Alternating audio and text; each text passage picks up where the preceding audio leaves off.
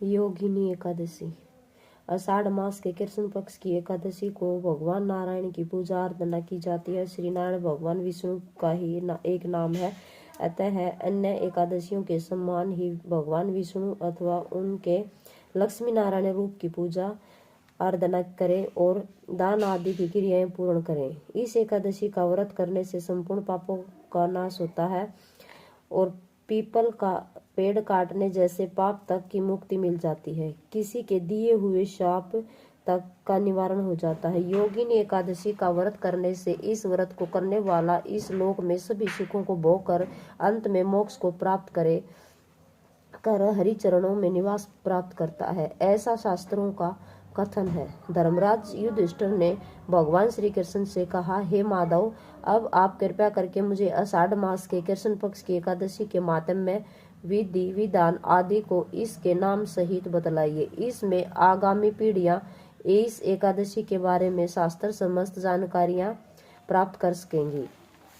भक्त वत्सल भगवान श्री कृष्ण बोले, हे राजन, आषाढ़ मास के कृष्ण पक्ष की एकादशी का नाम योगिनी एकादशी है। समस्त पापों को क्षय करने वाला और इस लोक में सभी सुख और अंत में मोक्षदायक है। इस एकादशी का व्रत योगिनी एकादशी का व्रत करने से देवताओं के दिए गए श्राप तक मुक्ति मिल जाती है। पुराणों में वर्णित एक कथा मैं आपको सुनाता हूँ, आप उसे ध्यानपूर्वक सुनिए।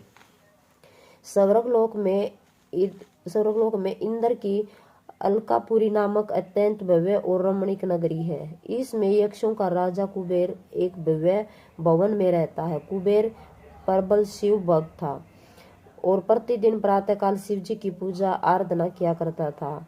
हेम नामक एक माली प्रतिदिन पूजा के लिए मानसरोवर के फूल लाकर कुबेर के यहाँ पहुँचाया करता था।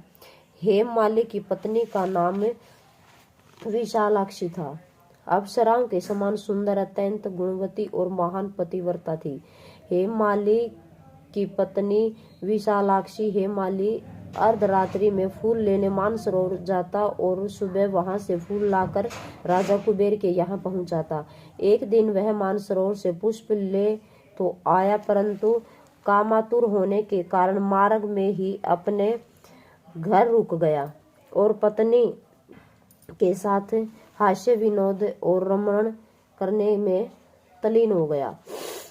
जब दोपहर तक कुबेर के पास पूजा के लिए फूल नहीं पहुंचे तो कुबेर ने अपने सेवकों को कारण पता करने के लिए हेममाली के घर भेजा। सेवकों ने राजा कुबेर को आकर बतलाया कि वह पापी तो काम के वशीभूत होकर अपनी स्त्री से हास्य विनोद तथा रमण करने में लगा है। यह सुनकर कुबेर ने क्रोधित होकर हेममाली को बुलाकर लाने की आज्ञा दी। हेममाली भय से कांपता हुआ कुबेर के सामने उपस्थित हुआ। उसे देखकर क्रोध के मारे कुबेर के नेत्र लाल हो गए और फिर कहने लगा, अरे पापी नीच कामी, तूने मेरे पूजनीय ईश्वरों के भी ईश्वर श्री शिवजी महाराज जी का अनादर किया है, इसलिए मैं तुझको श्राप देता हूँ कि तू क्षत्रिय का वियोग सहेगा और मृत्युलोक में जाकर कोढ़ी होगा। कुबेर के शाप के कारण वह माली स्वर्ग से पृथ्वी पर जा गिरा और उसी क्षण कोढ़ी हो गया। मृत्युलोक में आकर हेममाली ने घोर कष्ट भोगे। भयानक जंगलों में बिना अन्न और जल में भटकता रहा। रात्रि को निद्रा भी नहीं आती थी, परंतु शिवजी की पूजा के प्रभाव से उसको पिछले जन्म की स्मृति का ज्ञान अवश्य रहा। घूमते घूमते एक दिन वह मार्कंडेय ऋषि के आश्रम में पहुंचा। हेममाली वहां जाकर उनके चरणों में गिर पड़ा। उसको देखकर मार्कंडेय ऋषि बोले, तुमने कौन से ऐसे पाप किए हैं जिससे तू कोढ़ी होकर महान दुख भोग रहा है। हेममाली बोला, हे मुनि, कुबेर का सेवक हूँ। मैं राजा की पूजा के लिए प्रतिदिन पुष्प लाया करता था। एक दिन अपनी स्त्री के साथ विहार करते करते देर हो गई और दोपहर तक पुष्प लेकर न पहुंचा तो उन्होंने मुझको श्राप दे दिया कि तू अपनी स्त्री का वियोग सहते हुए मृत्युलोक में जाकर कोढ़ी बनकर दुख भोगेगा। इससे मैं कोढ़ी हो गया और महान कष्टों को भोग रहा हूँ। आप कोई ऐसा उपाय बतलाइए जिससे मेरी मुक्ति हो।